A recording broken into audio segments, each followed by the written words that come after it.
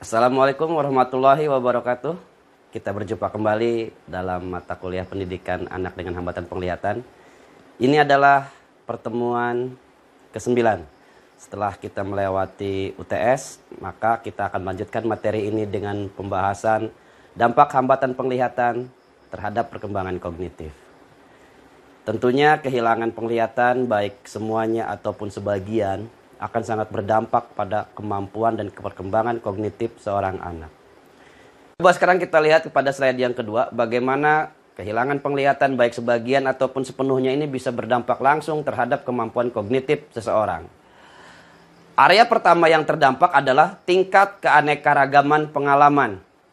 Artinya, anak dengan hambatan penglihatan akan memiliki tingkat keanekaragaman yang sangat berbeda dengan mereka yang tidak mengalami hambatan penglihatan. Kenapa bisa demikian? Karena anak yang mengalami hambatan penglihatan, maka proses pengalaman yang didapat olehnya harus didapat melalui indera-indera lain selain penglihatan.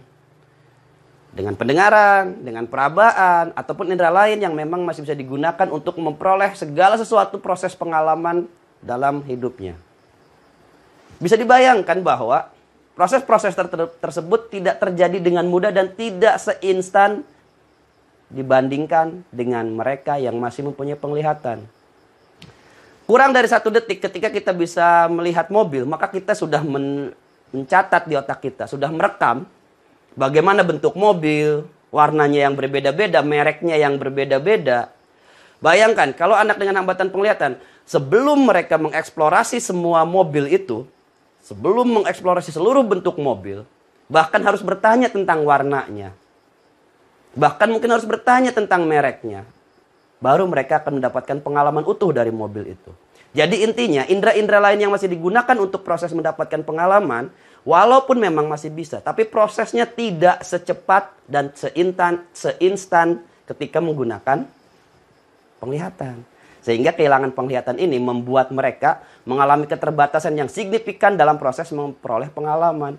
Inilah mengapa alasan tingkat keanekaragaman pengalaman anak dengan hambatan penglihatan itu akan jauh lebih sedikit dibandingkan dengan anak yang tidak mengalami hambatan penglihatan di usia yang sama.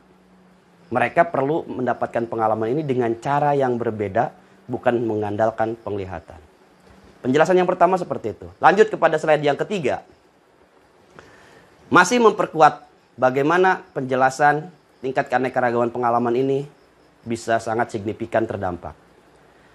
Ada hal-hal yang sulit diketahui tanpa menggunakan penglihatan. Oke, kalau tadi contohnya mobil, tentunya bentuknya tidak bisa instan dilihat sekaligus karena mereka harus menggunakan indera lain. Lalu, bagaimana kalau benda-benda yang dilihat atau wujud yang harus dilihat atau objek yang harus dilihat itu justru dalam bentuk lain yang terlalu jauh, terlalu kecil, atau tidak berbentuk seperti warna. Contoh, dengan melihat kita bisa mengetahui bentuk dan wujudnya semut. Tanpa penglihatan untuk belajar tentang semut, sulit sekali. Dirabakan, yang ada mungkin hanya terasa seperti kerikil. Itu objek yang terlalu kecil. Atau ada objek yang terlalu jauh. Bintang, bulan, yang tidak mungkin didatangi, diraba dengan sangat sederhana. Tidak mungkin. Atau objek yang terlalu luas seperti pantai. Lautan. Bagaimana bisa membangun konsep untuk pengalaman tentang lautan bagi orang yang mengalami hambatan penglihatan? Sulit untuk mereka mengetahui konsep utuh tentang laut. Atau yang memang juga tidak bisa diraba walaupun itu sangat dekat. Misalnya warna. Sulit sekali mengenalkan warna. Karena konsep warna memang harus dilihat. Tidak bisa digunakan dengan indera yang lain selain penglihatan. Jadi jelas. Tingkat keanekaragaman pengalaman anak dengan hambatan penglihatan akan sangat berbeda dengan anak yang tidak mengalami hambatan penglihatan. Mari kita lanjut kepada slide yang keempat. Aspek kedua kognitif yang terdampak dari adanya hambatan penglihatan adalah kemampuan untuk berpindah tempat. Pernahkah membayangkan bahwa setiap hari ketika kita harus melakukan mobilitas, dari bangun tidur sampai tidur lagi, kita tidak pernah berpikir keras untuk bagaimana melakukan mobilitas itu.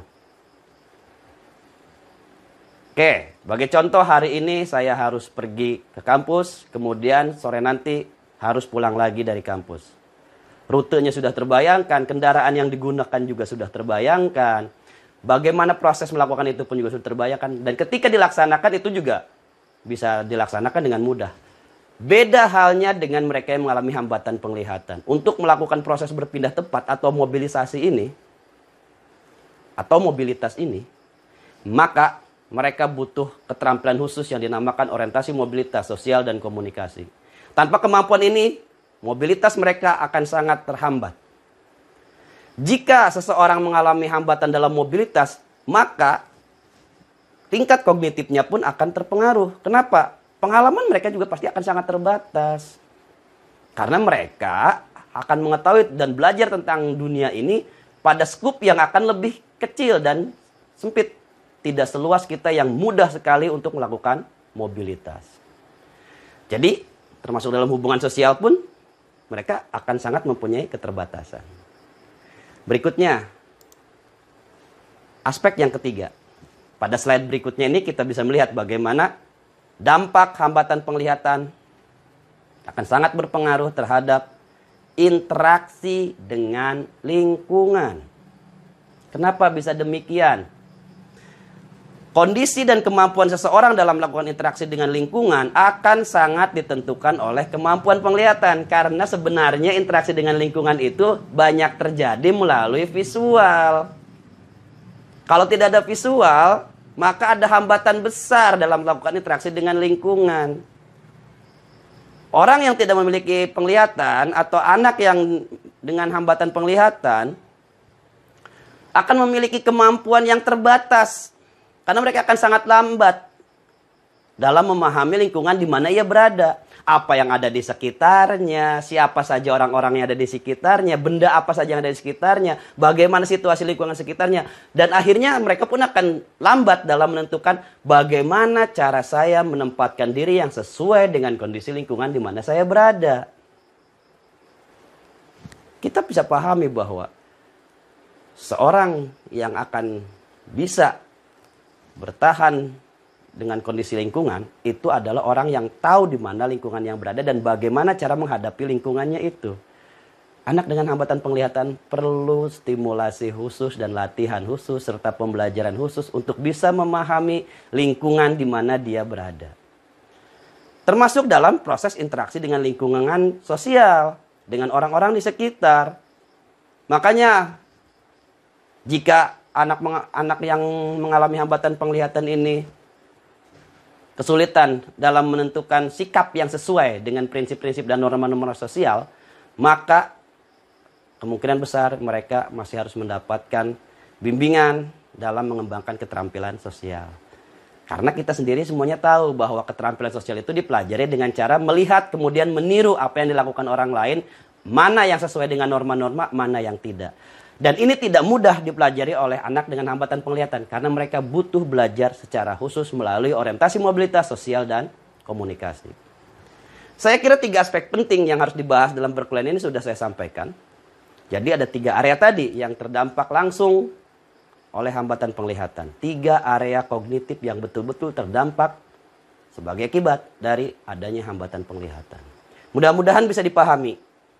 Di pertemuan yang ke-9 ini, seperti biasanya, ada materi yang harus dibaca, ada juga tugas yang harus dikerjakan, serta kuis yang juga harus diselesaikan. Selamat bekerja, selamat kuliah, semoga bermanfaat. Billahi taufiq wal hidayah. Wassalamualaikum warahmatullahi wabarakatuh.